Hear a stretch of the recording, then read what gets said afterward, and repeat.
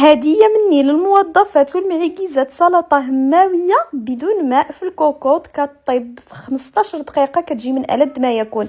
غادي نحتاجو هنا الرز اللي ضفت معاه كاس ديال الماء وشوية ديال الملحة، نديروه في زلافة، نضيف الخضر المتوفرة عندي وغادي نسد عليها تصفر لي التصفيره الاولى. من بعد غادي نقص البوطه العافية مهيلة بزاف ونخليها طيب غير في داك الماء اللي كتطلق ليا هذيك الخضره، وكتكون الخضره ديالنا واجده بهذا الشكل. بالنسبه لاصوص غادي نضيف معاها المعدنوس، قشور حامضه، عصير نصف حامضه، فص ديال الثوم، شويه ديال الابزار وشويه ديال الملحه، 2 معالق ديال المايونيز وكاس ديال الزيت مع 3 المعالق ديال الخل، وكتكون الصوص واجده بهذا الشكل. بالنسبه للرز غادي نضيف معاه الطون مايس وشويه من لاصوص. غادي ناخذ طبسيل ندير فيه الخس وغادي نبدا ندريسي في السلطه ديالي على هذا الشكل هذا. غادي نضيف الباربه، غادي نضيف ليها شويه من هذيك لاصوص. بالنسبه للباربه ما كنضيفهاش مع الخضره لانه الا ضفناها غتطلق فيها هذاك اللون وما غتجيش زوينه في المنظر.